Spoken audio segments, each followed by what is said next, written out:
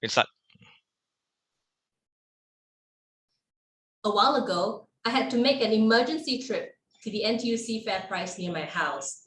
I grabbed the item I needed, took it to the cashier auntie, she scanned it, and then she looked at the box and said, "For you?" "Yes." "You need it?" "Yes." "Oh, okay. Good luck. Do you have Pioneer Generation card?"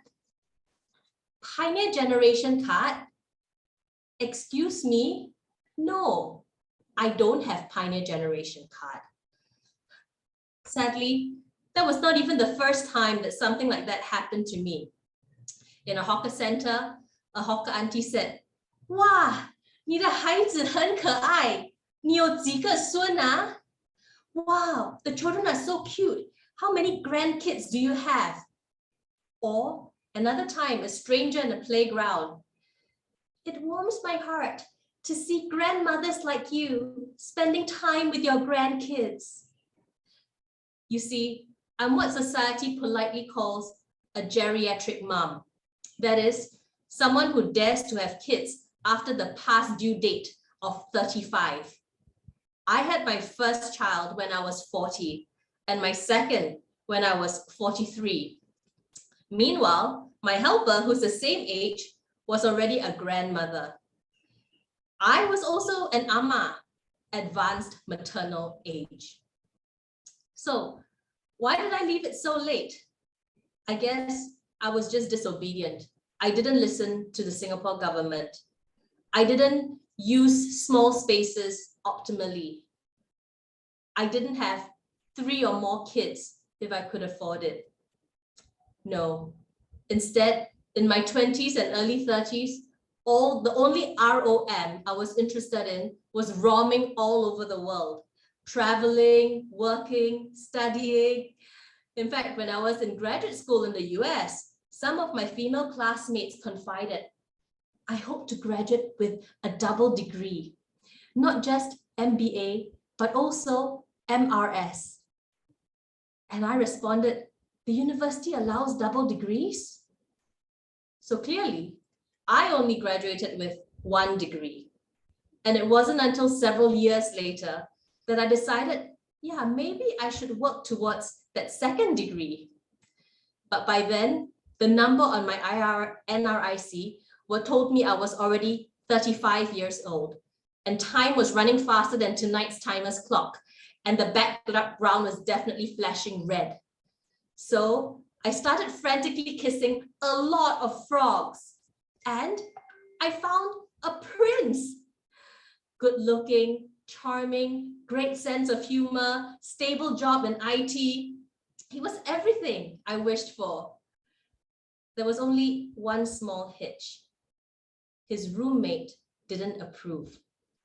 Yes, his roommate, or what we oldies would traditionally call a wife. Luckily for me, shortly after that, I did meet a real prince, and he didn't come with a roommate. And in fact, he asked me to be his roommate. And shortly after that, we needed even more room because we welcomed our first daughter. So fast forward 7 years and 2 kids. And my friends sometimes ask me, "What is it like to be an older mom?" And I say, it's not that different from some of my friends who had kids earlier. Like, for example, my friends say that they're so worried about their kids' A levels. And I say, I'm so worried about my kids' ABC levels. Or they'll say, my son just doesn't get parallel parking. And I'll say, my kids just can't draw parallel lines. Or my teenage daughter is picking up boys. And I'll say, you are so lucky. I can't get my kids to pick up their toys. And especially because mommy's eyesight is not so good these days, and I tend to trip over things. But having said that, I love being a mom, geriatric or not. Which then begs the question, do I regret not having kids earlier? And at first I would comfort myself and say, better late than never. But then, what's the meaning of late? Because late implies that there's a right time to do things and that I somehow missed it. But is there a right time to have kids? Isn't any time a right time to have kids?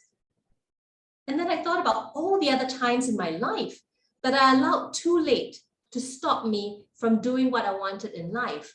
Like, for example, telling myself, it's too late to change careers, or I've missed the boat on starting my own business, or I'm too old to speak in public. And maybe you can identify, what is one thing in your life that you are not doing because you've told yourself it's too late? Well, let me tell you, late is nothing more than a state of mind.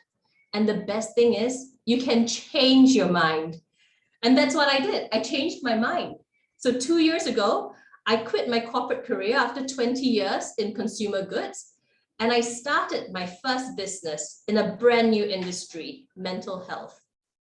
And then last year, I joined Toastmasters and started public speaking, which is one of the best decisions I ever made. So my friends, the next time you try to think better late than never, hopefully you remember my story and instead think better date than never, better mate than never, or even better procreate than never. Though, ladies, the next time you are late, don't go to NTUC Fair Price. Over to you, Toastmaster of the Day.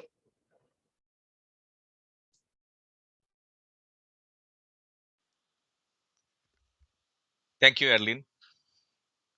Now we shall move on to the next speaker. She's from Toastmasters in Christ, and I shall ask the evaluator, Toastmaster Jayati Datta, to share the objectives of the speech.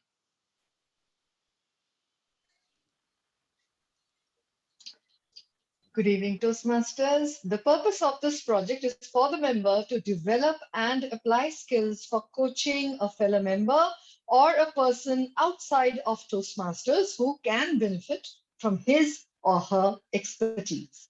The purpose of this speech is for the member to share some aspect of his or her experience in coaching. Today, the member follows the pathway Effective Coaching from Level 4, Project 1, and all the best to you. Over to you, Toastmaster of the Day. And with that, I call upon our speaker. Her speech title is Intricacies Within Counseling Experience. Toastmaster Sarah Po, over to you. Thank you very much, Toastmaster of the Day, Mr. Brahma Kumar. A wonderful afternoon to Toastmaster members and friends. Mabel is a 41-year-old who struggled with assertiveness. She constantly feels lousy about herself and thinks she's not a worthy person. While coaching her assertive skill, I realized she has difficulty sharing any point of views that differs from me. From the outside, you will find her extremely pleasant, always agreeable, and some may even describe her as long-suffering and self-sacrificial. On the inside, though, she felt lost. She's constantly doubting herself and is in distress a lot. She does not think that being assertive is a necessary skill. She believes in peace and harmony and is willing to bend backward at her expense so that she can achieve a greater good for all. To work with an individual like Mabel, I would first have to understand her motivation for counseling. What does she wish to gain out from counseling? Mabel is seeking counseling due to a series of recent panic attacks. Her motivations for recovering from panic attacks is to become functional again at work and to serve her family. Mabel has been a competent and reliable employee all along. Due to the surmounting work and rapid digital transformation at workplace, she began to feel incompetent and unsure of herself at work. This whole series of having self-doubt resulted in her panic attacks. When I asked her to how did she respond to the additional work piled on her after her colleagues left, she struck it off and said, "There's nothing I can do about it. I can either accept it and do what I can, or I will have to resign." I asked her whether resigning is an option for her, and she's very clear about that. Resigning is not an option because her family depends on her income. Here's Mabel's predicament. She wishes to get rid of her panic attacks so she can function at work. As she's increasingly unable to adapt to the demand and changes at work, she feels increasingly incompetent. She's afraid of losing her job. Hence, she would not speak up about her distress. Her distress will not go away on its own. Coupled with a lack of self-belief and the necessity of being assertive, that became the perfect storm in the presentation of panic attacks. What I've shared with you is only a short version of Mabel's predicament. As you will likely understand, the cause of and effects of life's trouble is never as linear and neatly presented. Therefore, life coaching and counseling is never a straightforward process. As I go through Mabel's web of reasoning, I must be focused and be aware on multiple levels. Firstly, I need to be aware of the dynamic between Mabel and me. Is the dynamic healthy enough to promote mutual understanding? I must withhold my judgment and opinions to make room for her unraveling of her thoughts and feelings. I need to manage my own emotion so I remain emotionally available to attend to hers. I must be aware of the unspoken assumptions and agendas coming from both of us. Secondly, I must remain appropriately curious and be interested to know her as a person. Yet, I must not be too carried away with my curiosity because my curiosity is meant to serve the therapy process and not to serve my own interest or my own curiosity. Thirdly, I got to be aware of the various contexts in which the problem resides. What is the context of Mabel's health? What is the context which triggers her anxiety? What is Mabel's cultural and family context, both in the present and in the past? What is her support system like? Without sufficient appreciation of the context, I risk losing balanced perspective. In summary, my work as a counselor, coaching any life skills is never in isolation from interpersonal dynamic, self-awareness, and keen understanding on the various contexts. Though each meeting with a client is less than an hour, the work that puts into it takes a lifetime of self-reflection, inner work, study, and research that goes way beyond the 1 hour of meeting. Thank you for this opportunity to have me share with you about my work. Back to you, Toastmaster of the Day. Thank you, Toastmaster Sarah. That was a very nice speech. And for the first two speeches, they were 5 to 7 minutes. Even though I didn't mention it, the timer has been very alert to observe the time. The next speech is only 4 to 6 minutes because it's an icebreaker. So one of the babies in our club is going to present it. The evaluator is distinguished Toastmaster Tong Li, and he shall share with us the objectives of the speech.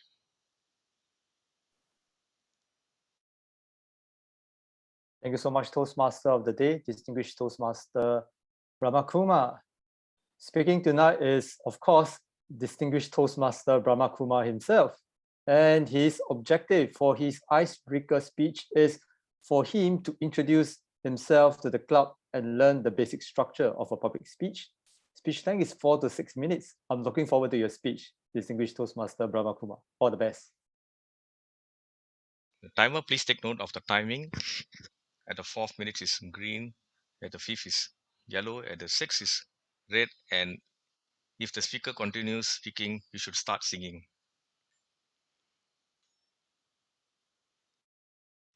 And I introduce myself to you all in my speech. Everyone is either married and has one wife or two, the most, but I have three. And that is the three wives that I'm going to share with you today.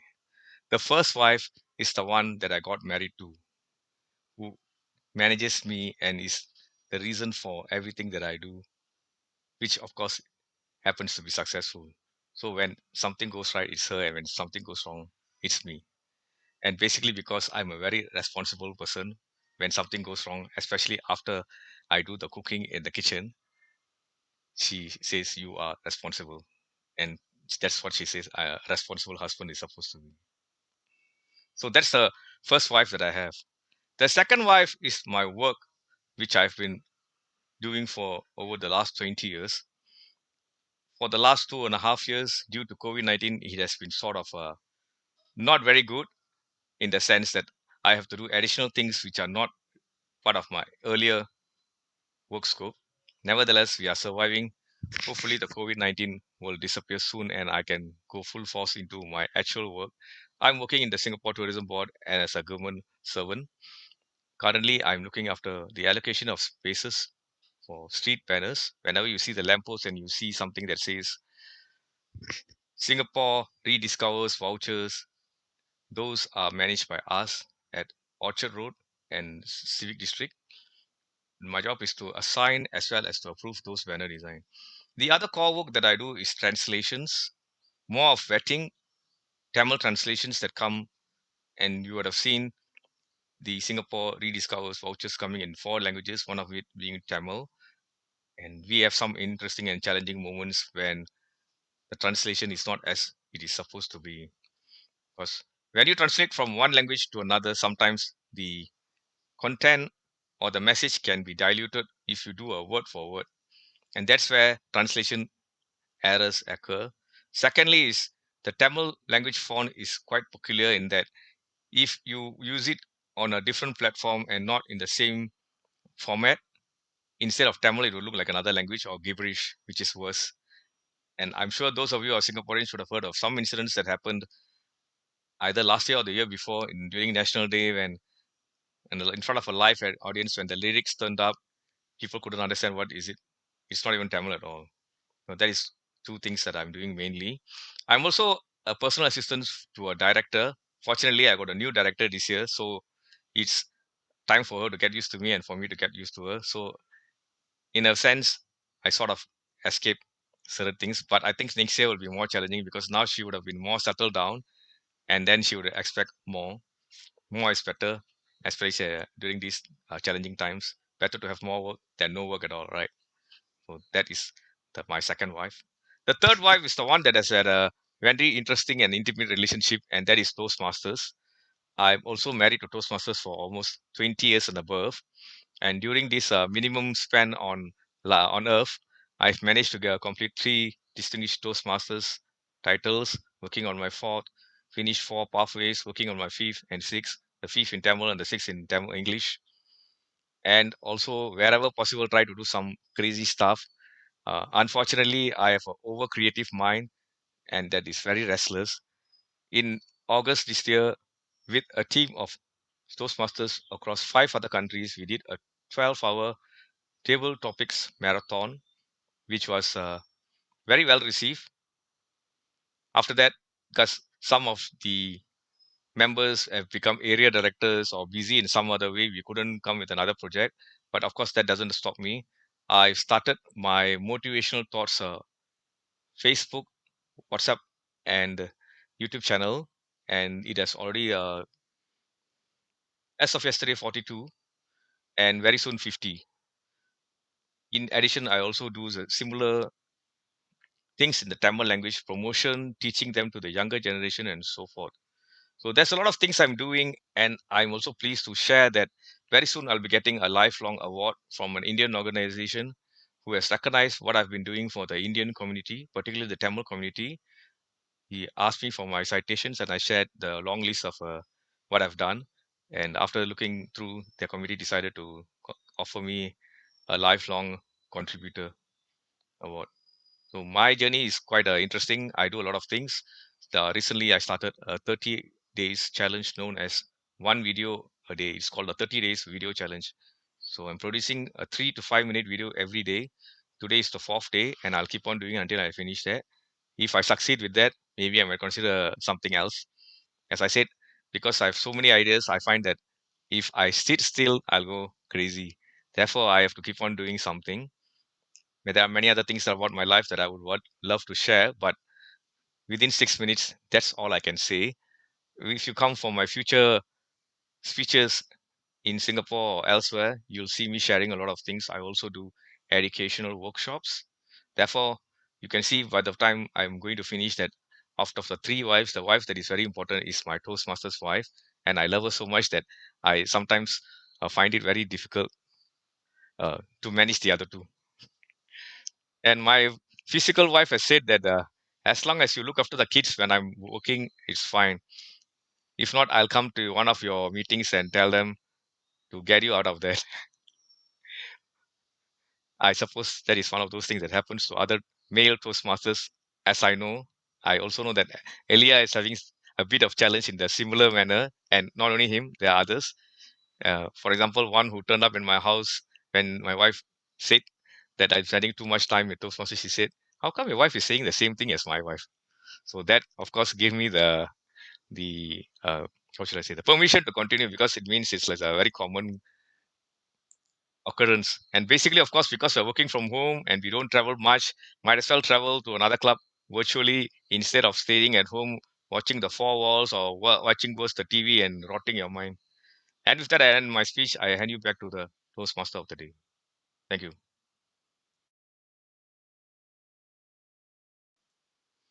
So now we have listened to all the four speeches. May I request the timer to share the timing, and maybe you can just say if anyone disqualified from voting. You on mute. Yes, I'm just sharing the screen of the timing what I noted. Rama, I think there's one more speaker, right? Speaker 4. No, I miss out, is it? Yeah, this is one of the things that happens when you get too old. Sorry, speaker number 4 is from She's here, Malaysia. right? Yeah. She's from Malaysia, and her evaluator will share the objectives.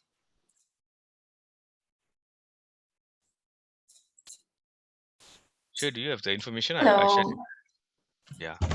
Hello. Hi. Just let me open the file first.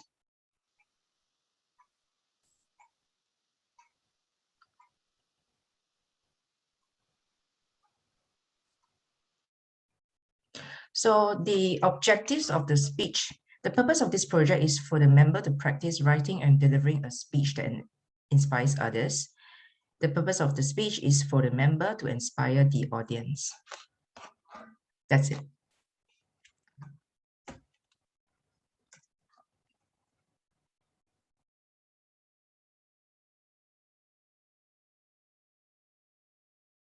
The time for this speech is 5 to 7 minutes, and the speaker is a divisional director from Malaysia. I can't recall the district because there are 2 districts here. And her speech is about, it's from the motivational strategies, level 3 elective, inspire audience, and the topic is the unstoppable you. So the unstoppable Patricia Yap shall share with us her story. Over to you, distinguished Toastmaster Patricia. When I hear the word unstoppable, it reminds me of DTM Brahma. He was the guy who has this unstoppable spirit. I knew him not too long ago. It was through the Table Topics Crazy Marathon that I attended, but he really embodied this spirit of unstoppable. In fact, I am always longing to have this quality of unstoppableness in myself. To give you a little bit of a background, I am actually very passionate in self-development. And because of that, Dr. Stephen Covey, Anthony Robbins are all familiar names. And of course, when I met Brahma, I was thinking, hey, I met someone who belongs to the same tribe. Before I share my story, I just want to make an assessment here. How many of you, when you hear the word unstoppable, you feel a little bit awkward or not too comfortable? Wow, looks like everyone is being very comfortable at being unstoppable. I am definitely in the right tribe. And in fact, how many of you would like to take that remaining 26 days to really show the world how unstoppable you can become so that you make the year 2021 the best year in your life? How many of you are ready to take on the challenge? I just want to see a show of hands. No obligation. Feel excited about this challenge I'm throwing out. In fact, as I was sharing with you this challenge, I'm actually challenging myself. Truth be told, I know while it's so easy to speak about unstoppable, how to walk the talk is really the huge challenge. And that brings me why I am appearing in front of all of you, 13 kind souls right here, helping me to be that better version of myself. Let me read a quote from Awaken the Giant by Anthony Robbins. He dedicated to the unlimited power that lies sleeping within you. And I'm here today to share with you my story, how I discovered this little power within me that was all along there. It's just that a lot of times that little power in all of us, we're sleeping, or we're not being awakened, or are in the midst of being awakened. At the age of 15, I had a privilege to share my passion for playing the piano. All this while, I love playing the piano. In fact, one of my dreams is actually to become a concert pianist. And that was that one fine day when my school pianist couldn't make it because she fell ill. That gave me an opportunity to volunteer myself to become the school pianist for the entire school. I know you guys are probably thinking, how could this be possible? I actually came from a small school, and the school students were able to serve the students. And normally they are always being volunteered by the teacher. But I was the exceptional one who volunteered to serve the student. Well, of course, as all of you have probably anticipated, while I was so passionate to give my best shot to play the best anthem of Malaysia, as I was there, right at the piano there, I was all ready to play with my best self. I was waiting for one thing. What was I waiting for? I was waiting for this round of applause. And sadly, it didn't happen. I wanted that round of applause to welcome me to be on stage to play for everyone, but that didn't happen. I'm still not quite sure why, but the fact that it didn't happen, it really affected my confidence. And at the end of the day, I couldn't play. I played, but I was playing with all the wrong notes, and my melody, my tempo was all out because I was keep thinking, I'm not being wanted. they never wanted me to be the pianist in the first place. And that thought drove me deeper in my self-defeating mode. And at the end of the day, I felt like a trash.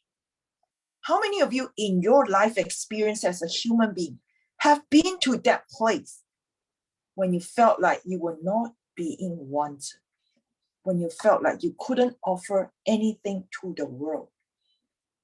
That happened to me during my teenage years, and that was the most excruciating pain I need to endure. And fast forward, I went home and cried to my mom and told my mom, I can't believe it. Nobody appreciated me. And of course, nobody wanted me. Why? Because I was playing all the wrong notes, bringing shame to my teacher, bringing shame to my school. My mom is a different type of mom. She struggled a lot during her childhood. In fact, she has always been her own encourager. At the end of the day, she told me, Pat, you can never rely on the outside world to give you that fulfillment, that validation, that encouragement. When you are by yourself, you need to cheer yourself. You need to awaken that unstoppable spirit in yourself. At that age, unstoppable, it was a foreign language to me and I couldn't make sense. But I have nowhere to turn to and I have nobody to turn to, and I need to cling to my mom for this unstoppable human being in my life. And true enough, she helped me so much to get off my rut and continue with my life. And lo and behold, I definitely met the unstoppable guru who is Tony Robbins.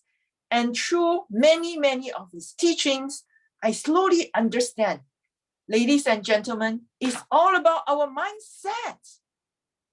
Are you going to stop when you feel disappointment in life, dissatisfaction, and setback right now, or before, or in the future? 26 more days for us to end the year 2021. No matter where you are right now, let me challenge you to be your best self-motivator, to clap for yourself when nobody was with you, to cheer for yourself when you're abandoned being alone. How many of you think this is probably going to be helpful to you in the future? And I do believe a lot of you even have greater life experiences than I do. And I thought in the community of Toastmasters, why not make this an unstoppable movement so that we can show the world, not that we are better, it's just that we are willing to pick ourselves up and to be that unstoppable us. Toastmaster of the day, thank you. Thank you very much for that unstoppable speech. We have listened to 4 speakers with diverse styles. Now we shall listen to the timer to see whether they all qualify for voting.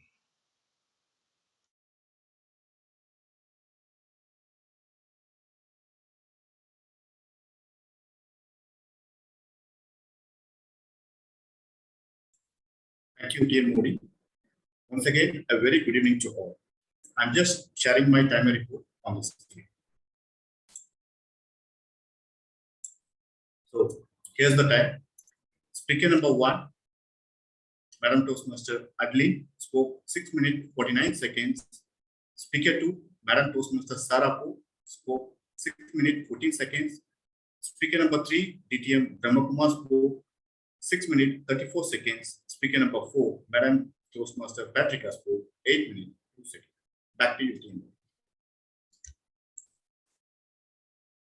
Except for the 2 unstoppable speakers, myself and Patricia, the other 2 qualify. Therefore, please vote for either Sarah Poe or Adeline as the best speaker. Gomati, do you need to amend? Yeah, I have done it. Have you posted it in the chat, is it? Yes, he did.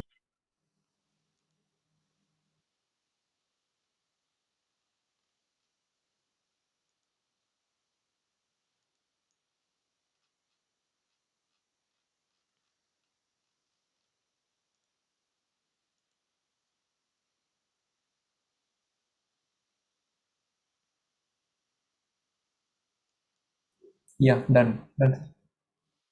Okay, because I couldn't vote. That's why I was asking. It doesn't allow me, is it? Oh, it's okay. We'll move on. Is our table topic master ready, or shall we do the evaluation? Okay, since Oh, it's fine. Yeah. Steven may be able to come soon, let's do the evaluation first. We'll start with the first evaluator for Adeline's speech. She's also an area director, and I've known her only recently, but another very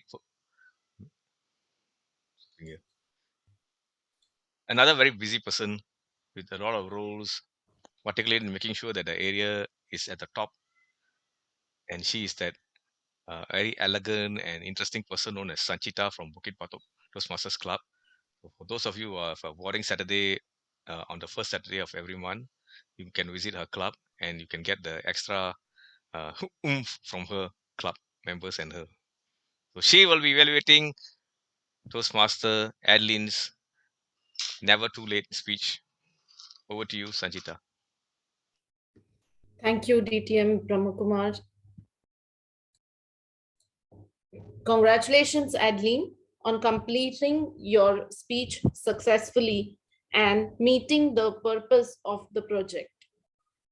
You did a fantastic job in the areas of opening the speech, keeping the audience interested in the topic, and making the audience curious to understand what you will be saying next.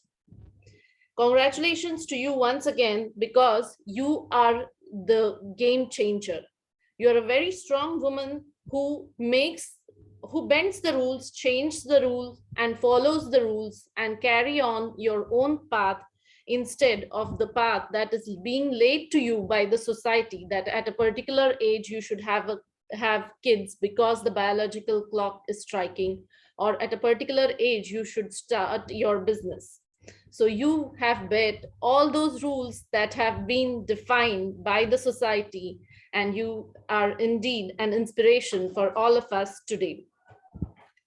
The effective use of voice and the effective use of props added to your use of virtual background and the technology, that's what the purpose of the project today was for you. If I have to point out certain improvements for your speech to enhance more, I would say you can be more, put in more, a little more of emotions, and you can use pauses. And it was very hard to find the areas of improvement for you, because you have already excelled in your speech. And congratulations once again for completing the speech and inspiring us all today by beating the rules that have been laid by the society. Congratulations, Edwin. Thank you. Over to you, DTM Brahmakumar. Thank you for that wonderful evaluation. Next, we shall look at the next second speaker.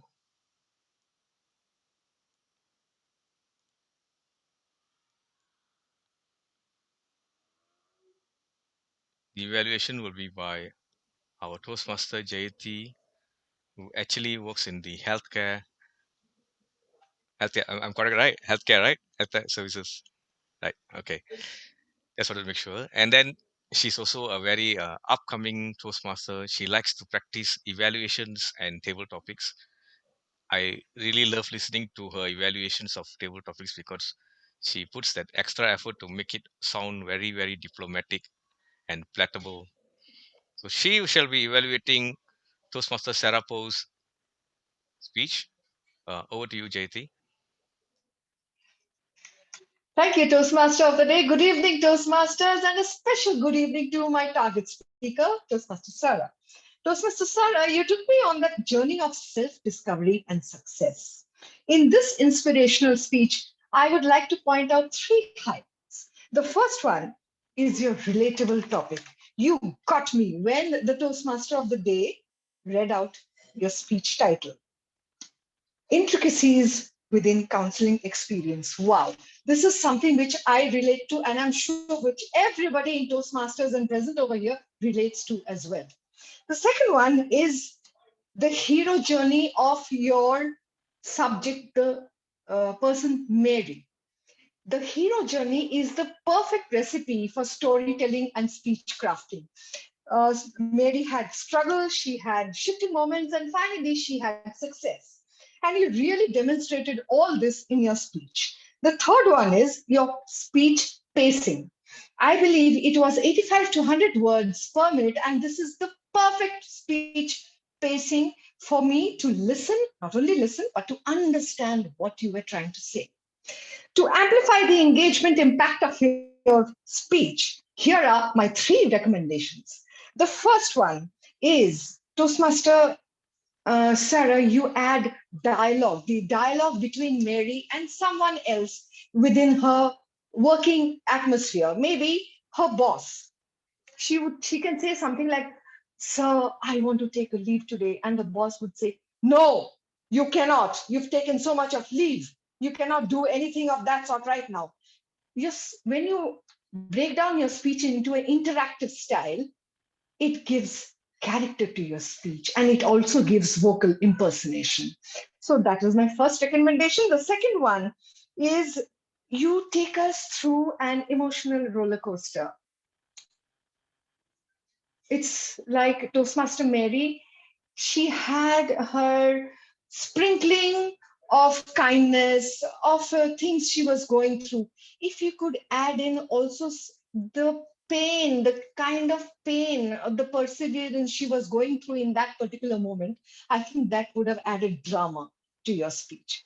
And the third part is your virtual setup, Toastmaster Sarah. See, this part, the one from your head to below your chest, is your online visual influence zone. So if you could highlight this part, all your virtual non-verbal verbal movements will be very effective on the camera, and your message will also be relayed very effectively.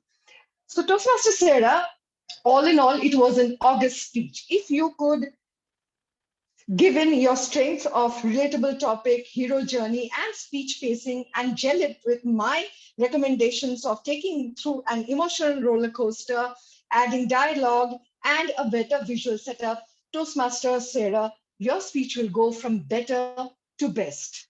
All the best to you. Over to you, Toastmaster of the evening. Thank you.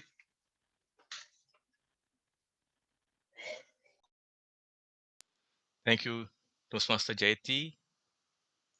Now we shall move to a DTM evaluating a DTM. And that DTM is Toastmaster Tongli evaluating my speech. Over to you, sir.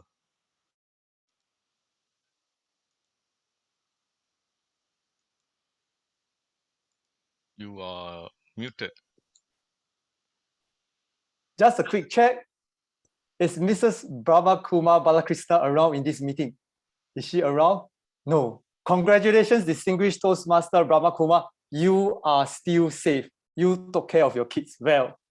Today, distinguished Toastmaster Brahma Kumar shared with us that he's not just a distinguished Toastmaster, but he is also a romantic at heart. And he showed us and shared with us his passion for his 3 wives. So what did he do really well today? 1, intriguing speech title. The speech title he used was My 3 Wives and Me. And immediately it grabbed our attention. It got us hooked. It made us wonder what you'll be talking about in your speech today. So well done there.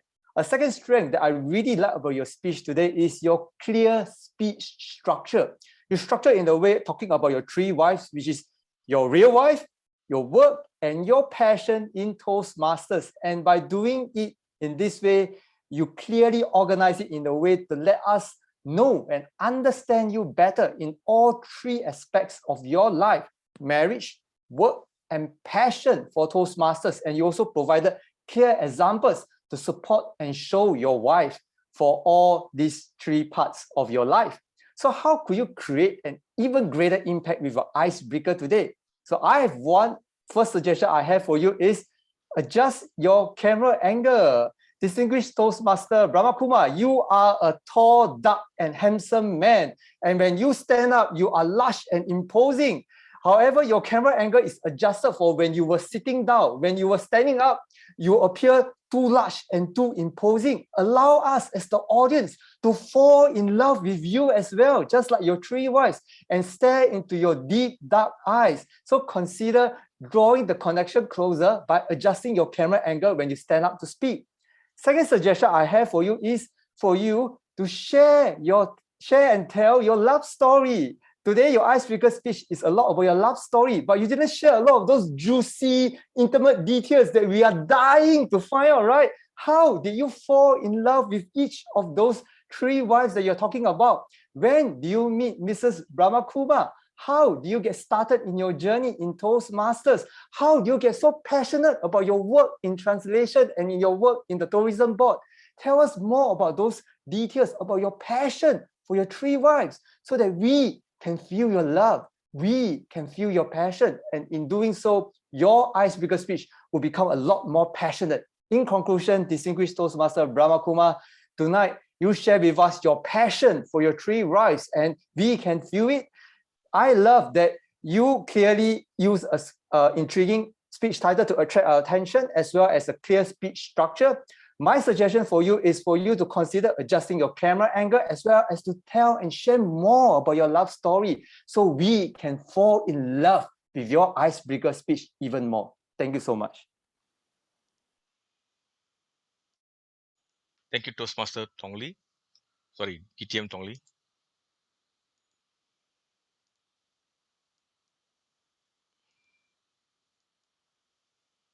Next evaluator is Trisha Low. She'll be evaluating. Can't seem to find a speaker.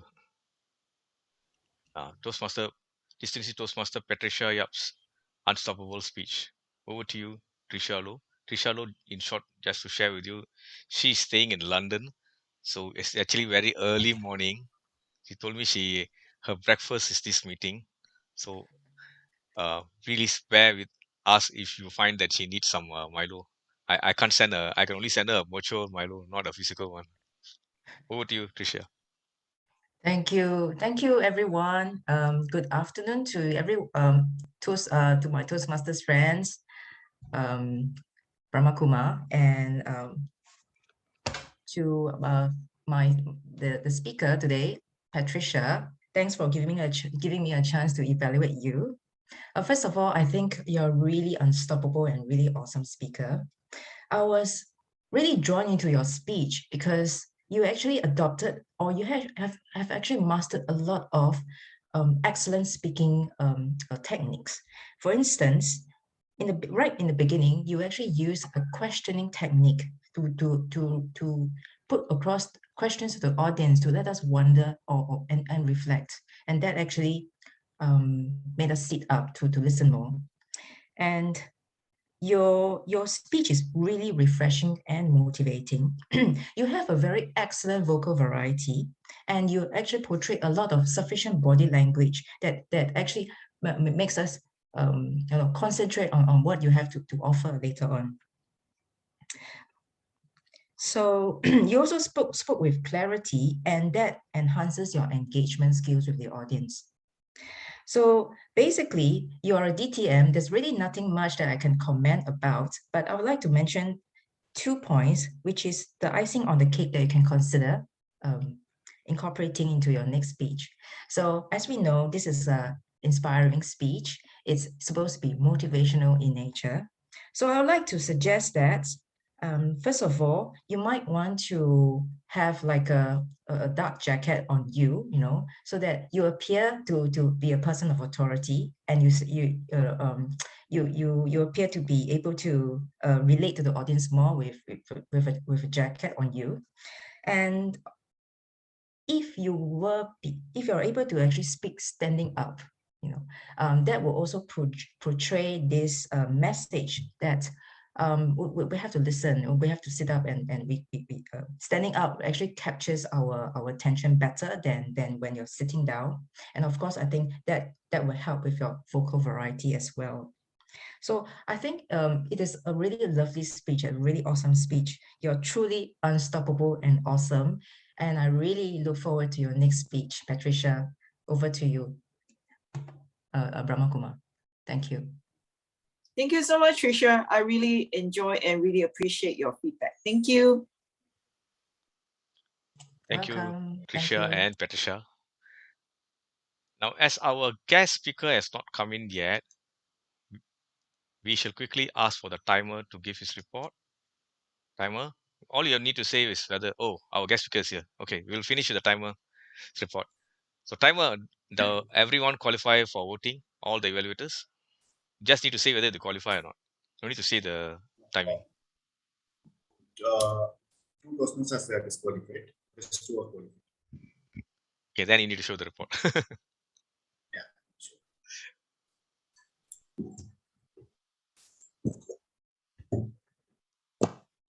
Evaluator 1, Madam Toastmaster Sanchita, 2 minutes, 2 seconds. Evaluator 2, Madam Toastmaster Jayati Datta, disqualified, 3 minutes, 11 seconds.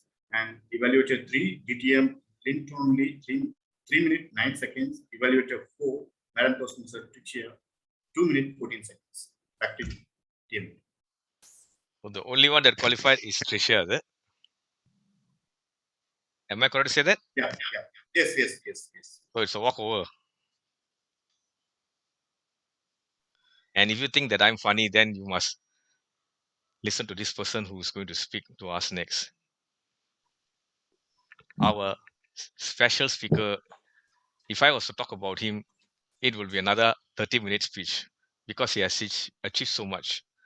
9-time district winner, 5 times in humor, and if you add the other competitions, it's another 4 times. So total of 9 times. And every year he goes for district contests.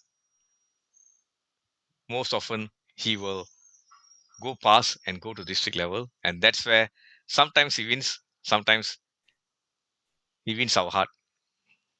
But that's the difference. And this year again he is going again. What I like about him is that, they say that when you're up there, they become more calm and more patient and more lovable. And very humble. He's a very humble man. He's highly sought after as a comedian, stand-up comedian, comedy DJ, and also a joke master. Every day on his Facebook, he posts about 5 to 6 different jokes every day. I always admire that. Sometimes when I get very down, I go and read some of the jokes and I cannot stop laughing after that. And I think that is the reason why I discovered my lost funny bone. Therefore, I hand you over to, he's not a distinguished Toastmaster, but he is definitely a distinguished Toastmaster in the world, in the sense that he has so much to share and he does it so beautifully. He is going to teach us how to win at contests. He's going to give us that extra vitamin M for motivation on how you can think with ideas and excel at contests. Sometimes we think that we are doing the right thing, but nobody wants to tell us because they don't want us to win. But here is someone who's willing to share his experience with us. And with that, I hand you to Stephen Fernando, the one and only Stephen Fernando from Malaysia. Thank you. Can you all hear me? Can, yeah? Yes, Before I yeah. start, I must thank Mr. Brahma Kumar. He always calls me. And I must tell you that one of the guests here is Patricia Yap. Where is she? Patricia. Patricia Yap is, I would suggest, Brahma, next time you call her, she is a dynamic person, Every day, like she fixes new batteries. And she's, wow, Patricia Yap, there she is. She can outspeak any Indian movie star, I tell you. Fantastic. And recently, she's also with this club called Royal Premier. Next time you see the advertisement or the flyer, you join. It's a wonderful meeting where she has guests from all over the world. So ladies and gentlemen, today I've been given 20 minutes on how to win at speeches contests. Now, DTM Brahmakumar has talked so much about me. I'll tell you something. The reason I win many contests is I enter all the contests. And the reason I enter all the contests is because in my club, there are only 7 members. And when the contest comes around, 4 of them are missing. You know, I'm with this club called Malaysian Airlines System Club, MES, Malaysian Airlines, yeah?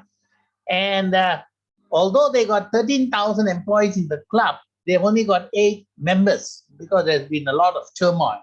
And they allow outsiders to join. So I joined because it's near my house. And every time a contest comes around, the president will say, Uncle, you go in, nobody to take part. So I go in.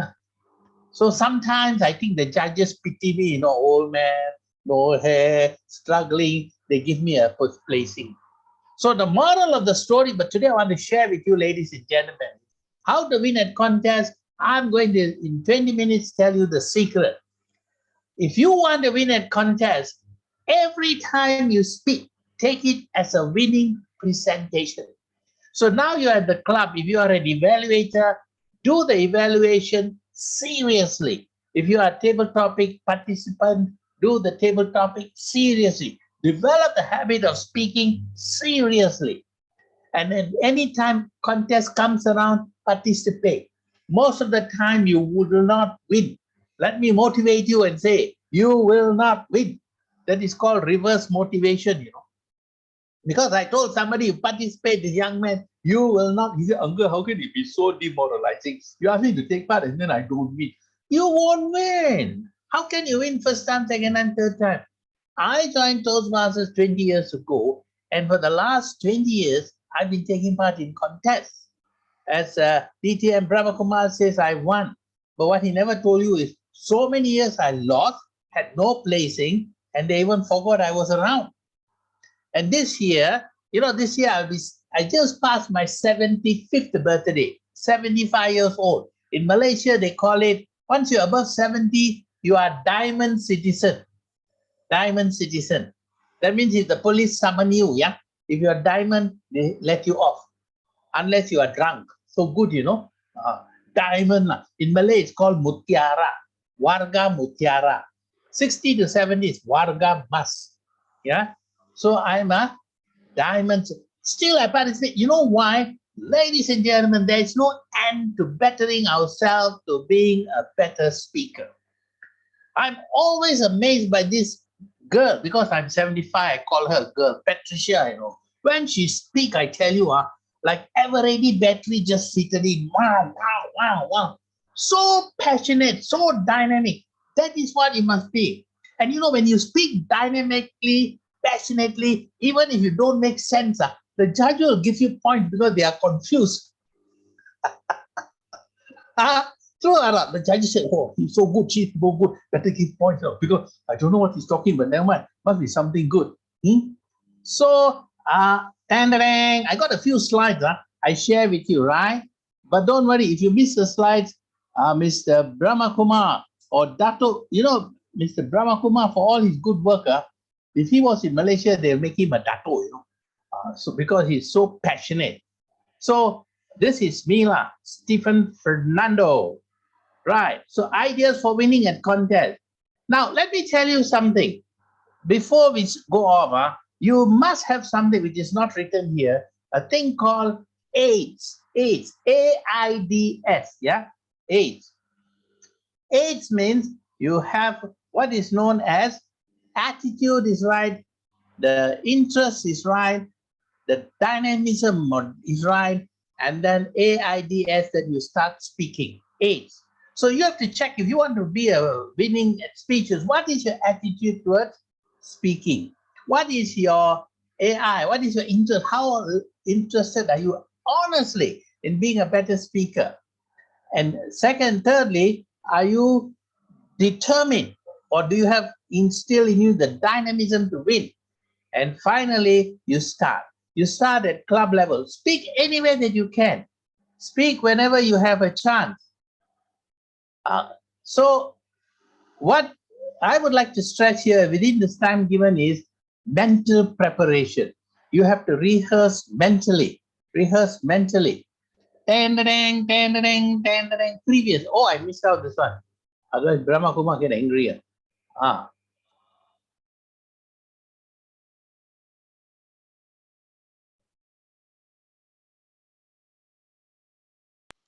Preparation. Now, in speech, we have got just like everything on software, hardware. Software is the mental preparation, the physical preparation, and the voice. Wow, you must develop a strong voice. Hardware is the speech text, right? So then we come up to mental. Mental, you have to rehearse mentally. Visualize the audience and surrounding and do your presentation. Rehearse mentally. Any presentation you have to do, whether it's at a church or a temple or a mosque gathering or for adults or for juniors or for Toastmasters, prepare seriously. Don't take any presentation lightly. That's how you win at presentation when it counts. Never underestimate the audience. If you're speaking with a group of people, don't say, oh, it's just a simple presentation. No, because when we speak, our personality is at stake. People are assessing our personality by the way we present. So visualize the surroundings and the audience. And then you avoid comparisons. If you're taking part in contests, don't be inferior or don't compare yourself with other contestants. There is a tendency, if we were, let's say, out of 6 contestants, we are number 4, and then we say, oh, the first 3 were fantastic, I don't have a chance. No. Each one is different. You'll never know. Maybe the guy who was so good spoke longer than the time allowed. I noticed your club, all of you, very, in Malay, we say rajin, very hardworking. You exceed the time allowed. But when we go for contests, please be careful. Avoid comparison with other contestants. Each one is unique. So each one has our own style. Each one has our own message. Each one can think like a winner. Go in like a winner. We respect the other contestants, but we should not feel inferior comparing ourselves to them. Then the physical is we have to exercise, but I think Singaporeans, no problem. Singaporeans are very fit now. Yeah, you must exercise every time. Exercise. My good friend there, I hope she don't mind, Patricia Yap, who's a tenor. I know she goes to the gym 3 times a day, morning, afternoon, and evening. That's why she's so fit. Sometimes traffic jam, she parks the car and she runs to the office. She so good she is. Keep fit. Once you are fit, then you can speak. I go for 40-minute exercise in the morning, jogging 40 minutes in the night to be fit so that when the time comes, you don't have problem with breathing, presentation. Wow, we give a presentation that is dynamic. Ladies and gentlemen, be fit. Never, ever sidetrack your fitness and your health. Eat lightly. I know there's a tendency in Malaysia and Singapore for people to eat. Like they say, Malaysians are light eaters. Every time there is light, they eat. Shouldn't be the case. Eat what's necessary and drink lots of warm water. Avoid ice water. And recently from Scandinavia, a group of scientists or researchers came up with the most nutritious drink in the world. Do you know what's the most nutritious drink in the world? Ladies and gentlemen, the most nutritious drink in the world is warm water. Not ice water, not hot water, warm. Just you can take it from the tap and drink. That is the most nutritious. Not 100 plus, not Coca-Cola, not Pepsi Cola. No. Plain water. It has properties fit enough to keep us fit and give us the energy we need. Because just imagine our forefathers, 50, 80, 90 years ago, they didn't have 100 plus and Coca-Cola and Pepsi Cola and this cola and that cola. They just had water. But still with that water, they were able to run miles and miles and miles and prevent dehydration. So develop a fondness for water. 2 parts of hydrogen and 1 part of oxygen. Wow, see, I know a bit, All right. And then identify if you are seated, Nowadays, because we are doing online streaming, I participate most of the time when I'm seated. Adjust your seat, have a comfortable seat so that as long as you're speaking, you don't have to move about. But of course, if you have the opportunity to speak while standing, you have the facility to stand up, adjust the mic, move about, oh, that would be beautiful. And then vocal variety, very, very important. How do you develop vocal variety? Ladies and gentlemen, the easiest way to develop vocal variety is to take up singing. Sing. Sing when you're happy. When you're happy, you sing. Take a simple song. All favorites are good. I notice all of you are very young, yeah. But the old favorites, like Jim Reeves, Cliff Richard, because they sing.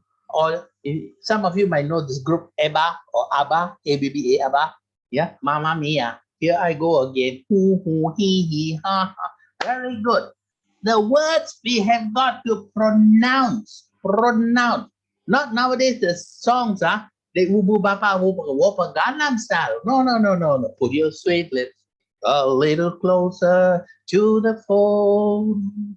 Let's pretend that we're together all alone. Jim Reeves, most of you do not know him, but go on YouTube, you can see his songs are beautiful. Every word has a meaning, right? Then we display energy through voice. Voice is the secret. Voice is what protects us. Now, coming to humor, you just need simple jokes. Develop the habit of simple jokes. What you can do is collect 5, 6, 7, 8, 9 jokes, but we stick to Toastmaster guideline. We don't touch on sex, we don't touch on politics, we don't touch on religion. Simple jokes, 3-liners, 2-liners. This young boy, after his secondary school, goes and works in KFC. Every day he's asking people, ordinary or spicy, ordinary or spicy, ordinary or spicy. One day he's going home and the robber stops him, give me all your money. He says, ordinary or spicy, right? Husband and wife fighting. And then the wife tells the husband, when you die, I'll dance on your grave. So the husband goes to the lawyer and says he wants to be buried at sea because his wife wants to dance on his grave. And the jokes, once you collect a few and you prepare your speech, you see which joke you can insert as part of your speech, related to your speech. So I have a variety of jokes on doctors, on lawyers, on engineers, on public speakers. Like this one boy said, my mother is a Toastmaster. She can speak 3 minutes on any topic. The other boy said, so what? My mother not Toastmaster. No topic also she can talk non-stop. But you can also change it to my father. We don't want to be sexist, yeah? Then your humor, if possible, have self-involvement, involve our own experiences. For example, one day I followed my wife she went to do her facial to remove blackheads. So she told the person, I want to remove blackheads. My wife is quite fair. Then I told the young Filipino girl, I also want to remove blackheads. The girl looked at me and said, uncle, your whole head is black. Wow. Then when you have a speech, you must have a message. Best is if the message is personalized, some own experience. My dear friend, how do you do a winning speech? Very simple. You come up with a message. It could be some of your experience, and then you convert it to a speech, and then you give a message. Let me give you an example. You go for interviews. Many of you are working. You would like to talk about your first 2 or 3 interviews, how you made mistakes, what the interviewer told her. Then from there, you develop a speech, how you learn to speak, how you learn to handle people. And then the message is, as we grow, we learn. With every experience, we learn. We have the personalized message. Then, of course, in speeches, we have opening, body, and close. But for my presentation, I said there are 4 parts. There's opening, body, close, and the message. So we make sure that there's a good opening, dynamic. Always start the speech dynamic. And never start the speech by asking for a show of hands. I was watching some speeches that day, and they said, okay, everyone, please, could you give me a show of hands? How many of this, blah, blah, blah? How many of this, blah? Don't. You know why? If you ask for a show of hands, once If the people don't get involved, you're thrown off track. Give it your speech. Don't ask for show of hands. You are the speaker. 3 minutes, 4 minutes, 7 minutes, you take control. You have a dynamic opening with a saying or a quote. Then you go on to your speech. The body is 2 or 3 points where you want to emphasize on your message. Then you close by summarizing. 6 minutes, 5.5 minutes, can. And here and there you put in 1 or 2 jokes. And if it's allowed to do live, you move about. And if you tell jokes, allow pauses for laughter. Wow. Animation, ladies and gentlemen, is you being moving about. Animation is taken from the cartoons.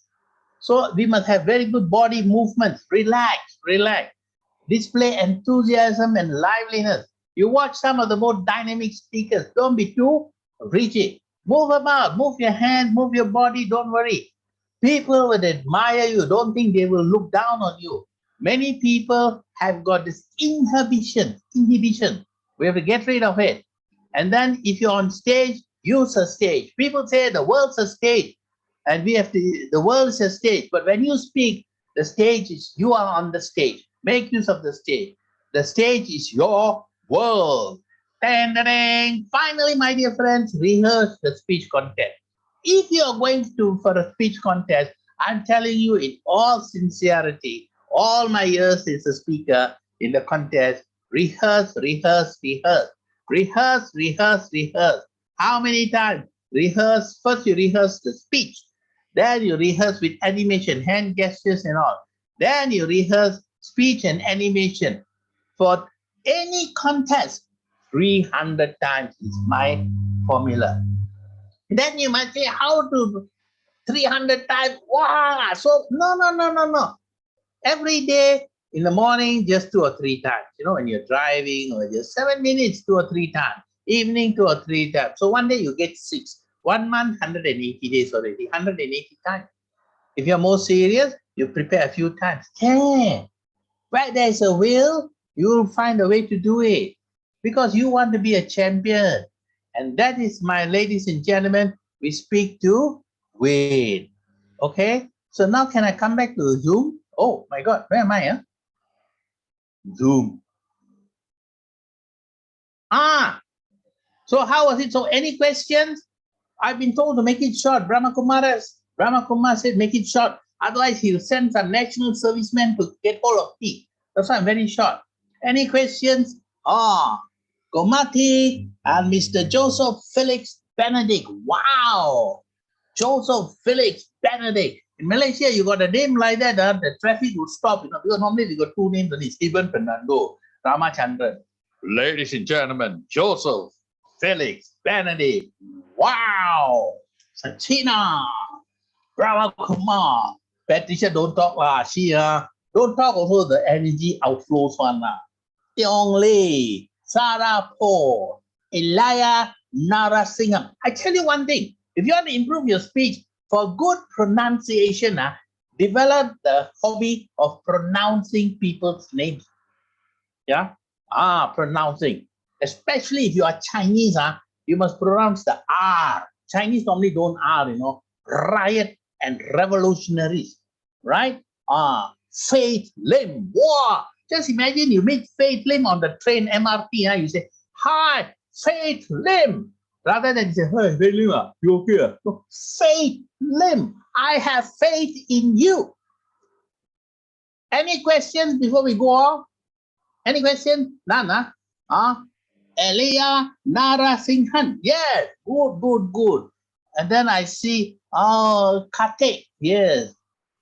Any question? Can you at least ask me one question? Otherwise, Brahma Kumar call me tomorrow and say, I think they didn't understand you.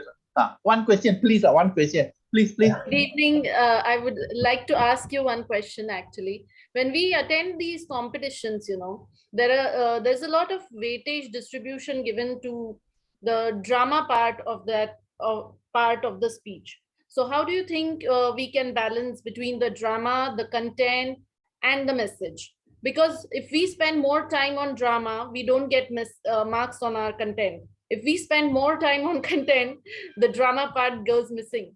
So how do we balance between all these components and bring the winning trophy? Very simple. Make your content dramatic. Yeah, your content must be dramatic, and the message is there. In the 7 minutes, how do you impress the audience? Ladies and gentlemen, my humble opinion, all these years, not to say I won most of the time, but I participate. One of the things I do is hand gestures moving on stage, head moving. So we make the message dramatic. I fell down. Last year, I gave a humorous speech called, Please Help Me, I'm Falling. It's from a song taken 50 years ago. Maybe Mr. Benedict will recall, 50 years ago, there was a very popular song called Please Help Me, I'm Falling in Love with You. Because last year, I was walking near my office, I fell down. And then when I fell down, two young boys came up to me and said, Uncle, you fell down. I said, no, I'm doing breaststroke. So from there, I converted it to a humorous speech, but I made it very dramatic. So when I made it very dramatic, that means the fall was not so painful. The fall was an experience in life. And then I converted it to a message that when we fall, it's quite common.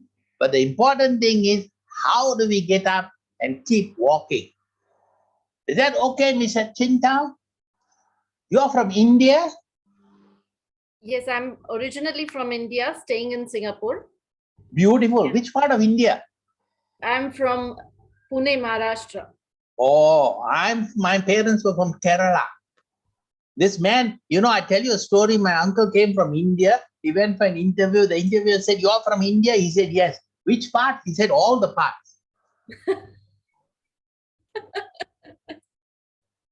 So, Mr. Brahmakumar, there's nothing else. Any other questions? I got 3 minutes more. Adeline has a question. Yeah. One question, sir.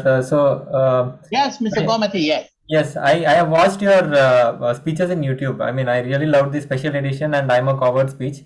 To name a few, these two were on top of my list when I participated for the humorous contest last year, and in fact I went up to district third place. Special thanks to you. My question is, in the international speech, normally here what I have observed is the expectation is to make people serious or to make cry. But my style is more of a humorous part. So is it advisable to follow the same track for international speech as well? Very good. I was conducting an online session for people in Medan, Indonesia. This question came up. No, Medan, Surabaya. I have analyzed world champions for the last 20 years. You can go on YouTube, you can hear them, and you will find Dana Lamont and all these people, Glenn Miller, all these world champions. All of them, although it was international speech, they had humor. And I assessed that about 30% of their presentation was humor, but spaced out. You must have humor. Why you need humor? Humor enforces your presentation, enhances the speaker, and leaves an endearing impression. This is what was mentioned by Judith Walker, speech consultant in Australia. So when you have humor, people will be attracted to you. Especially if you're taking part in a contest in the afternoon and there are 5, 6, 7 speakers live or at home, and then you are number 4, and then the audience is another one more speaker. Suddenly you come up with a bit of humor. Wow, this guy is different. During this pandemic, in Malaysia, we are now just relaxed. Otherwise, 19 months we were tied up. I was engaged in training pastors and church priests on how to deliver humor in their sermons. Some of you go to church, maybe you go to temple, and then you see those religious people, they talk very boring. They say, you don't know, you go to hell, God says this, go to hell, say this, go to hell. Then people say, you go to church means going on the way to hell. No, you have to use humor. Then people say, with the humor, we deliver a speech. That is what makes the difference. So, sir, Gomati, you are on the right track. You need the humor. Develop yourself in humor. But in your presentation, you space out. Like for me, in an international speech, I normally have about 3, what I call slices of humor. Maybe in the opening, the middle, at the end. If it's a humorous speech, maybe 4 or 5. But you need humor. Never. You can analyze. You can go on YouTube. You watch presentations. You will find they have humor. In Singapore, you have got 2 world champions. You go and see Darren and my friend, what's his name? Yeah, you find they had humor. In Malaysia, we had 2 world first runner-up champions. Humor. They have to laugh. Develop the habit of humor. Always share humor. Even when I go for funerals, before the pandemic, I go to the church, they're holding the body for 3-4 days. They ask me to share humor. And I say, the person is dead. Say, don't worry, he's not going anywhere. Just give us some jokes. Why? Even when people are mourning after one day, they're bored. Humor. Humor has a very good place in our presentation. Wow. Anything else? None. I have one Yes. question. I have one question. Oh, Patricia Yap has something to say. Yes, Patricia, what do you want to say? I saw you twinkling your nose. I shall proxy back to our wonderful Grandmaster no, I was Stephen just- Fernando. Yes, sorry, dear. Brahma Kumar. Okay. DTM. Told us to keep on practicing our speeches, right? for Yes, podcast. yes. One of the hiccups is that especially if it's a humorous speech, if you keep on practicing, you yourself get bored with your own speech. How to make it fresh again? How to feel fresh again when you are practicing so many times? Mana boleh. In Malaysia, we say, mana boleh your own speech you bored. Cannot lah. Sima. Sima. Do you agree? No, your own speech. Each time you speak, you must get excited. Because we all are here and I say, short, I'll tell you how I do my speeches. I write down the speech and then I write it in portions, yeah? And then when I'm traveling in the car, let's say the speech is 700 words, I got 5 paragraphs. Okay, one day I'll take 1 paragraph.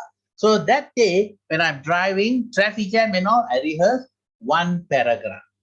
So everyone is horning, complaining about traffic jam. I'm rehearsing the speech.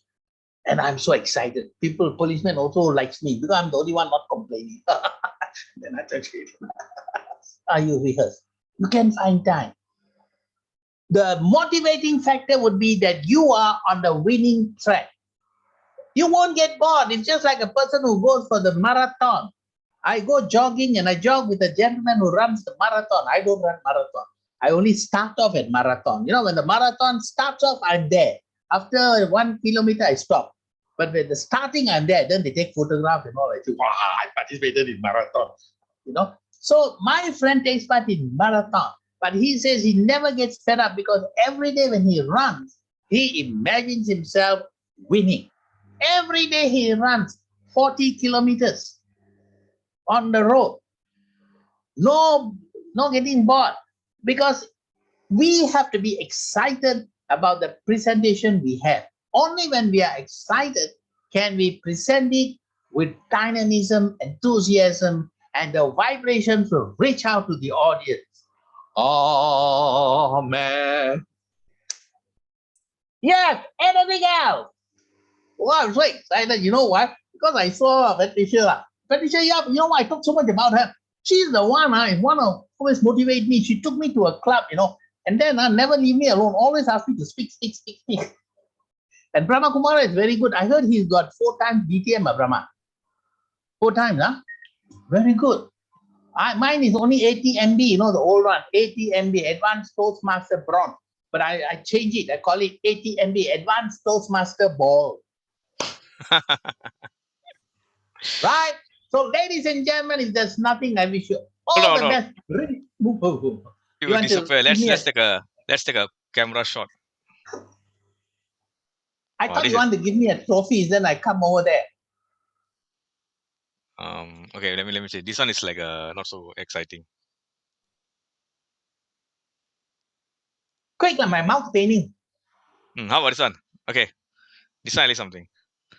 It'll be good where everyone turns on your camera. This is good. Yeah, and I'll put you in the front seat. That's like watching a movie. Okay, so the way to smile is not to say cheese. That's ancient times. So now you say A-E-I-O. So when you say A, E, your mouth always will show the teeth already. So A, E. Okay, got it. Pretend you're stung by a bee. Eee. Okay? All right. And I have something to share with you, Stephen. Maybe probably I know you want to give me a trophy. I'll come out to Singapore and collect it. we'll work on that. For the moment is this. Thank you for spending your Wow. time with us. Hố Lan in Malaysia, we say hố suy. Right. I'll change Faith, the you title. have Faith as a dynamic speaker, Faith, huh? Faith, She's the okay. table. After this, she's the table topic master. So you know lah, Wow. master of table topics. Seema, where are you from? Which country? Hello, sir. I am from India. In Oh, Varanasi. very I good. live in Varanasi, Kashi. Very good, very good. Indians are generally very humorous, you know. Finally, I give you a story. This Indian gentleman from India went for an interview in Malaysia. The interviewer tried to be funny. He said, "You write with the left hand or right hand?" The Indian gentleman said, "Sir, in India, we write with a pen." So thank you very much, Brahma. All the best. Thank you, Stephen. We'll catch up again somewhere in some other planet. Yeah. I mean, some other country. Back to you. Thank you, Stephen. Thank We you. love you. Ooh. Ooh. Thank Bye. you. Thank Bye. you, ma'am. Very inspiring. Nice to meet you. Sure. And now we shall move on to the table topic session, which is done by our faithful Faith. She's one of the former presidents of Cheng Toastmasters Club. In case you don't know where you are, sometimes people go to different clubs. Once I went to a club and end up that is not the club where I'm supposed to be. Why they're talking about something that I'm there? Then I checked, it was some other club. Another time I go and click, nowadays in WhatsApp they keep on putting. I click that event, club event was 2 days ago. You know what happened? After they put today's event, this person put yesterday's event and the day before. So on the day before, on the day itself, they were putting. So the earlier one got lost. So I put there, how come HSBC meeting? I'm still waiting. Then they say, oh, that is Friday. Today is Saturday. Then I had to go scroll down, scroll up, and then find the actual one and then join. And by the time they started the table topics, and once you go in, kena. We got a new guest here. Kumar, talk. Cannot even take a cup of water, So that's how table topic is. But if you get used to it, like Steven said, and I'm sure Joseph will also say, and after he evaluates the table topic evaluator, you will realize that it's all practice. The more you practice, the better you become. And so I hand over to Faith. Over to you. Thank you, Brahma. Yes, this is a good time for everybody to practice. And I think there's no excuse because there's no more evaluations. It's out of the way because usually people like to park table topics right in the middle, right before the evaluation. So everyone, you have done all your speeches. So now is a chance to take part in our table topics. Now I'm going to write on our festive period mood because I think nowadays when we go step into a mall, I think we are hearing all these jingles and everything else, all the carols, and that reminds us it's year end. It is a festive period. It's time to celebrate. It's time for you to have time with your family and also to get together with your friends. I mean, thankfully right now there's a little bit more social interaction now that we can. In Singapore, we get to meet at least 4 of our friends when we are out there. So that's still great. All right, so what we're going to do a little different today because there are some topics that has multiple choice. Okay, that means that great, you don't have to come up with things on your own feet because you have something to use as a reference. Okay, so but then again, that depends on your luck. Depends on what topic you get to choose.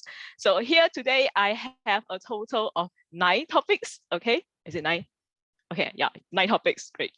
So may I have the first person? Oh, right, Ilya, I see your hand is up there. Okay, wow, very enthusiastic. Great. So Ilya, which icon would you like to pick from here? Yeah, I'll take the star. All right, the star. All right. Okay, so your topic is, all right, you got a multiple choice here, so you get to choose one. All right. So my 2021 resolutions. Number 1, I kept them diligently. Or number 2, what 2021 resolutions? Those were recycled from 2020.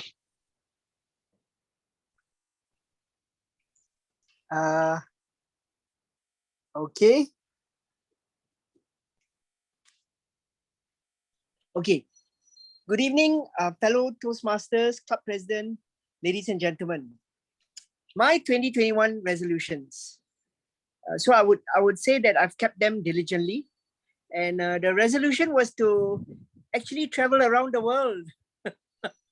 So, and then COVID happened, so I had to keep my resolution diligently in my pocket, and I'm hoping that sooner rather than later the airports will be open, and we currently have vaccinated travel lanes, and hopefully there will be lanes where you don't have to be quarantined, and you can resume normal flight, because as working adults we have limited leave, and the leave doesn't really cover for quarantine and all that things, and you really want to go to a different country, you want to travel, you want to enjoy yourself, and not really be bothered about what do you call that, you don't want to be bothered about quarantine and staying in a hotel all by yourself. You can do that in your home country and in your own house.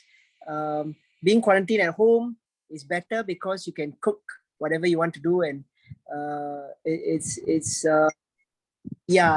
better rather than paying a hotel in another country, and there's extra cost and you can't even step out of the hotel. By the way, I have been quarantined in Singapore.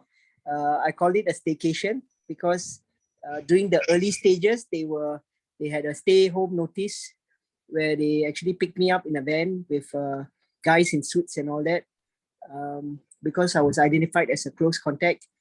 I couldn't leave the room, and the food was brought outside, and I had to bring the food in. The hotel was nice, but really it felt like a prison. So hope that in 2022 my 2021 resolution will come out from my pocket. Thank you very much. Back to you, table topic master. Thank you, Ilya. I guess that's most of the wishes of most Singaporeans, because Singapore is so small, right, as an island. So it's kind of a little bit difficult to take like a vacation off, in a sense that we don't really have a lot of places that we can visit. So no, with the vaccinated travel lane, it is a great news for many people. I have a couple of my colleagues who are now off to Korea. Initially, I think some of you might have heard in the news that there was the stay home notice thing. I don't know what you call that in Korea, but now that they have waived it off, so that is great news. So I believe in 2022 we're going to see more of that happening. All right, thank you, Ilya. So may I have a second volunteer to take the table topics? Can I? Who's that Gomati speaking? here. Sorry. Gomati here. Gomati. Gomati here. Oh yeah, sure, absolutely. So which I'll topic take would you like to take? gingerbread man. Gingerbread man. Yeah. All right. So, and your topic is, what do you look forward to at year-end parties and why? Well, year-end parties usually happen when you are alone or before marriage, at least in my case. Because what happened for the previous 2 or 3 years is, I will have a plan for a party, but my daughter will have some other plan. So usually I don't plan for year-end parties these days, and especially now I will not plan because I have a second edition now. She's just 11 months old, and she has greater plans than my eldest daughter. So I'm absolutely sure that planning ahead for a party will not work out this time. Well, on the other end, you need not go to a party to enjoy yourself, right? So you can also sit back at home and just buy a small cake and just cut it and celebrate it with your family. That is also called a party, not so in a stylish way, but in our own friendly family way. So what happens here is, yes, we get time to spend with our family, and at least they are happy, and I'm sure my plans are not wasted, and especially money is not wasted. Over to you.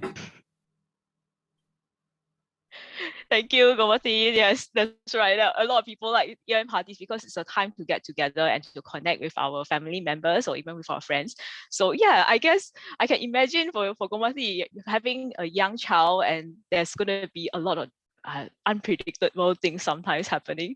I have so many colleagues who are having young families, and there are at times where we plan for something in the office, and suddenly a few of my colleagues will call in and say that, oh, well, unfortunately, my child is sick. I can't be at the party. So yeah, I can imagine that the kind of impromptu things that happens, but sometimes rather than planning, the best thing is really not to plan at all. So when we to see that everyone is back in the office, and then we'll tell, okay, so why not let's have a impromptu party, and that's where we have it happening. So I guess that's the same for you, Gomati. Fantastic. Okay. Now, may I have the third volunteer, please?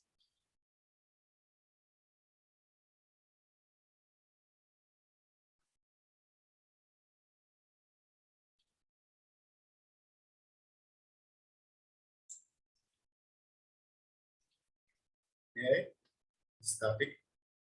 Karthik, yes, you would like to try? Yeah. So Great. I'll choose. Hold on, Karthik. Hold on. I will set my timer first. Okay. Okay. Carry on. Yeah. I'll choose this gift box. I'm sorry. Is this the gift box? All right. Great. The gift box. Okay. Yeah. Nice. So incidentally, the topic is about a gift. So what is the most meaningful gift that you've ever received, and why is it meaningful to you? So thank you, every topic master, and once again, a very good evening to each and everyone. So, meaningful gift. The one gift which I have received from my spouse is on my birthday. Actually, we are love married. So when she was my fiancée, I do remember in the year of 2007. So it's my birthday, and it's my 25th birthday. So she presented me a gift, and she presented me a gold ring. So I was mesmerized with that, and I was more excited on taking that gift, and I still never forget that year. And later, after 3 years, we both got married, and still I used to think a lot of hope. It's not only about particularly about this gift what I received from my fiancée. I too received a lot of gifts from my friends as well. So especially we'll be gathering every Sunday. Every Sunday we have a gathering. But after this pandemic, it has got disconnected because we can't able to meet each other in person. So, however, what we do is we used to present a gift to each and every friend. It's like a kind of small pen or a kind of small, or the shirt or the jean. So like that. So that's all. Back to you. Thank you, Karthik, for sharing with us the most meaningful gift that you have received so far. Well, for me, I wouldn't say it's a meaningful gift, but it was just incidentally, a friend of mine gave me a keychain. I mean, how many keychains we receive, right? From people who have just went to overseas, and most of the time the souvenirs all come in keychain. But she gave me this particular keychain, and then it was handy enough for me to put, because I have a lot of keys. So it was enough to fit all my keys. And because of that, this gift has lasted me for 10 years, and I'm still using it now. Yeah. So sometimes it doesn't necessarily have to be very expensive. Like you mentioned, a small gift. Yeah, like for me, it's the keychain, but it turns out to be the most practical and the ones that we use the most. All right, so let's have a final person to do a table topics before, because I don't want to overrun it too much. If not, I'm going to start breaking families, So may I have a final volunteer to take a topic? What about our guest, Seema? Would you like to try?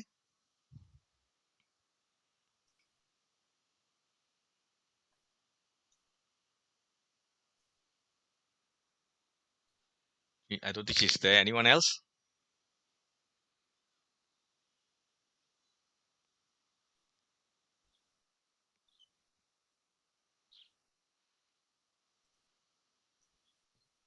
I'll go. Okay. Hi, Faith. Can I All have right, Adeline. hi, the snowflake, please? Sure. All right, snowflake. So like a snowflake, we are all unique.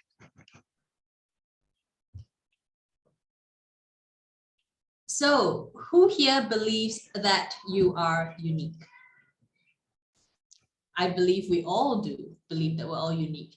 And it's amazing that, you know, in the whole history of the world, the 7 billion people who are alive right now, as well as the 2-3 billion that have been alive since the start of civilization, that all of us are so different. And yet we all share ultimately the same building blocks. Isn't that amazing? Every time I think of that, like think of that we're all made of the same building blocks, but we're all so different, not just on the outside, but even on the inside. It really helps me to believe that the universe is truly mystical. It's truly something that goes beyond anything that anyone can describe or explain using the few senses that we have. And it really comes to a point when we have to believe in something greater than ourselves. And I think to your theme today, faith on Christmas and the end of the year and taking stock of where we are, that belief that something that we don't know yet today, that it can happen, you know, whether it's something that will happen to us next year, whether it's something that we've always longed for, that we've always dreamed of. Like for me, having a child when I was in my 40s, you know, it was so hard at the time to believe that it could happen, but it did. And I think same for everyone here. You know, if there's something that you really, really want, even though your logical mind says it's not going to happen, but believe, because it really, really can happen. And hopefully, you know, as you think of the snowflake, all the unique snowflakes in the world, and why that's so unique, and why we're all so unique, that helps us to believe that anything is possible. Thank you, Faith. Thank you, Adeline. Yes, that's right. I believe all of us have different dreams, and we all believe in great things that will happen in 2022. I mean, first thing first, we all do hope that this whole COVID thing will blow over, and then we can all start to travel. We can all start to have gatherings. We can all start to meet people, or probably even Toastmasters. We can meet people face to face for the first time, and we can finally do stand-up public speaking like what we used to do. Okay, so now we come to the end of our Toastmasters, our table topics meeting. Okay, I do have a slide to allow voting. Okay, give me a moment. Let me just share this slide.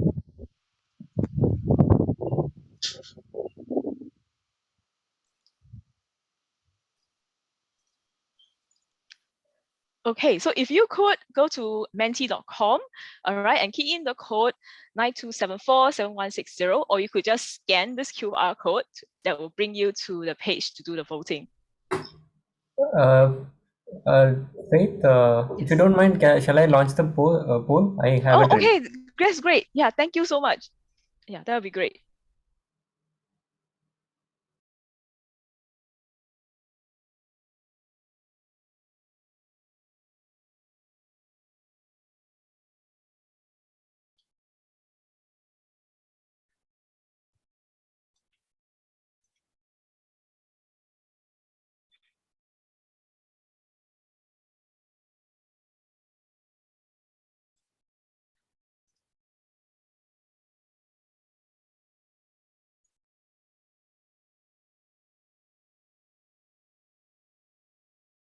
Yeah, okay, done. Thanks. Okay, with that, we'll go back to the ending, which is as people are starting to leave, I'll make it short and sweet. Thanks for coming. I hope you learned a lot from.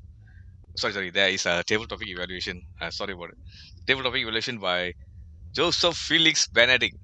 Over to you. Good evening, Toastmasters and distinguished Toastmasters and my dear Malaysian friends and guests. Elia, your speech is very, very jovial. So to say that you would like to postpone your holiday trip when everything is calm and quiet so that you will not have any sort of trouble in going through the process of checking and this and that. And you don't also like to eat in a hotel or anything, and it's you want to be in the house and cooking for yourself.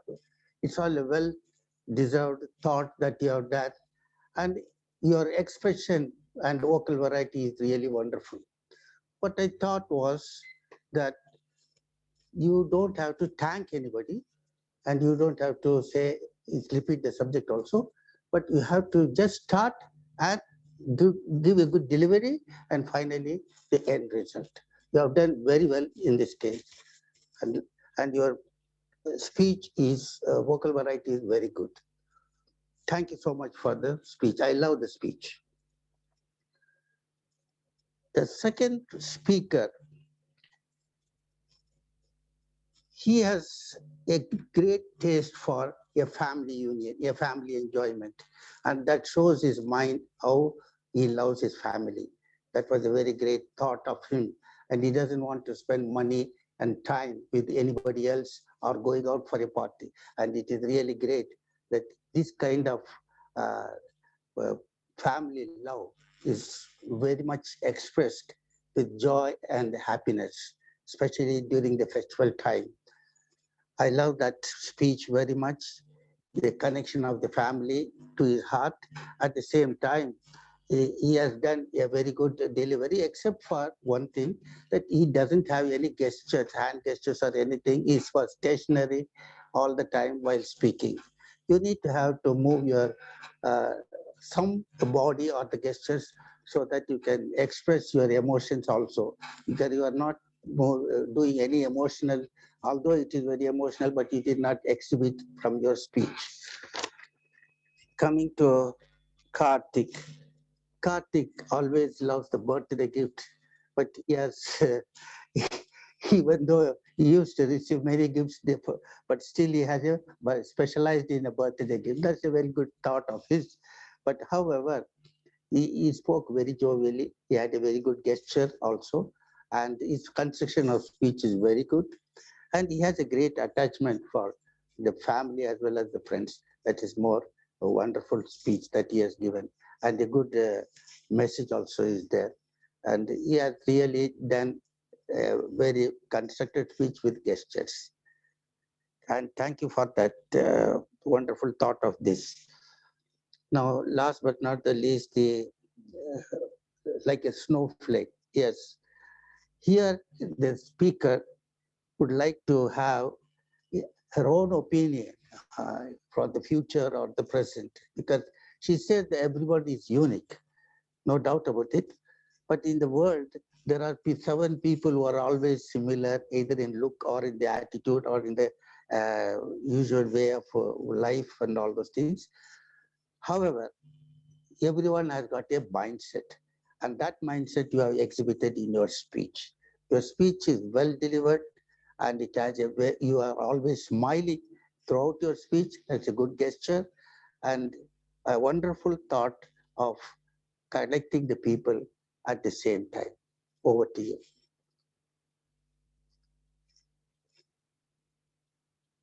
Thank you, table topic evaluator. We had a very good meeting today, and I'll share with you the winners. Starting from best evaluator is Trisha Low. The best table topic speaker is Aline. Another winner for best table topics is also Elia. The best evaluator, the best speaker today is Adeline. And that's it for today.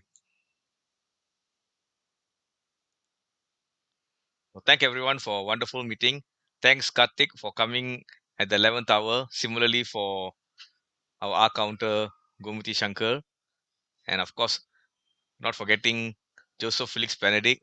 His wisdom and his knowledge is something that we should always appreciate. He's one of those globe-trotting Toastmasters. His flight is between Malaysia, Singapore, and India. It's a 3-way flight. So he will come to the 3. So, and once in a while, if he's in a good mood, he'll do a transit in Singapore. If not, it's between India and Malaysia. I would like to thank all of you for coming. We'll have another meeting in January. I'll confirm the date later because we are supposed to have our training, the club officers training for the exco. So I'm trying to check with my exco which are the dates that will be suitable for them to go for the COT. And then on that week that we don't have COT, we'll have our meeting. And with that, I'll thank all of you. Enjoy your weekend and remember the tips by Steven. Next time, I would like to see all of you take part in contest and win and go to the next level and all the way, if possible, to district. So have a wonderful time and thank you once again. And with that, I end the Thank you, recording. Brahma Kumar. Thank you, Brahma